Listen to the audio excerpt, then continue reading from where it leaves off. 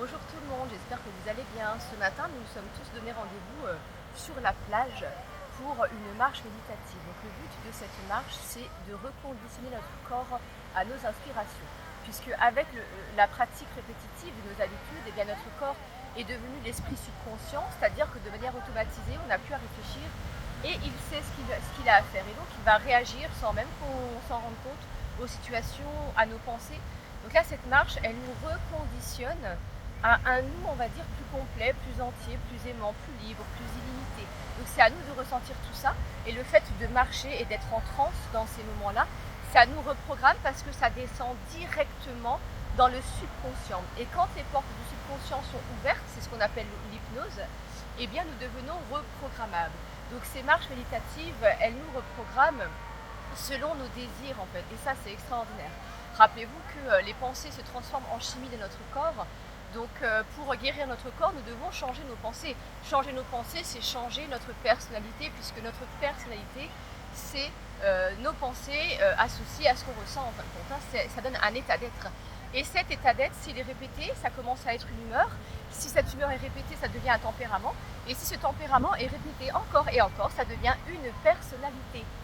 Je trouve ça extraordinaire, vous avez compris, c'est ma passion, hein, je vis pour ça, parce que la transformation, c'est extraordinaire. Transmettre à des gens et même pour nous-mêmes. Prendre conscience qu'on peut tout changer en nous, qu'on peut guérir de tout, qu'on peut aller vers tout ce qui nous inspire si nous devenons cette version de nous capable de créer cette réalité-là. Parce que nous sommes créateurs de nos vies, de nos réalités. Remarquez quand vous êtes stressé au volant et que vous avez peur d'être en retard, vous attirez les feux rouges, les véhicules lents. C'est vous qui créez ça avec votre stress, puisque ce qu'on ressent, c'est des charges électromagnétiques qui attirent à nous les mêmes choses. Et quand on est cool au volant, la route, elle est fluide. Donc l'idée, c'est ça, c'est de devenir cool en fait, en toutes circonstances, pour que notre vie soit fluide et surtout pour qu'on puisse être porté un petit peu comme ça sur les flots de la vie, plutôt que de couler, de remonter, etc. Être porté, et ça nous amène vers les plus belles destinations. Alors, ces méditations, elles sont magiques. Après, on ressent un amour mais tellement débordant. Moi, hier, j'avais envie d'embrasser tout le monde. Je ne l'ai pas fait, je vous rassure. Quand je dis embrasser, c'est câliner, c'est partager de l'affection, en fait. Je ne sais pas si vous vous souvenez du film de Gendarme de Saint-Tropez, où après avoir fumé son joint, il est là, je t'aime, puis il prend tout le monde dans les bras. On est comme ça après les méditations.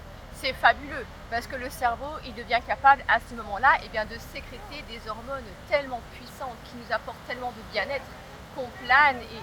Mais c'est un extase sain en fait. C'est un extase qui se rapproche de notre état naturel, c'est-à-dire celui qu'on a perdu, qui est le fait d'être des êtres d'amour en fait, tout simplement. On est là pour aimer, être aimé, partager, se soutenir. On est là pour créer des liens. Sans lien, l'humain, il meurt. Donc ça démontre bien que notre besoin le premier, c'est d'aimer et d'être aimé.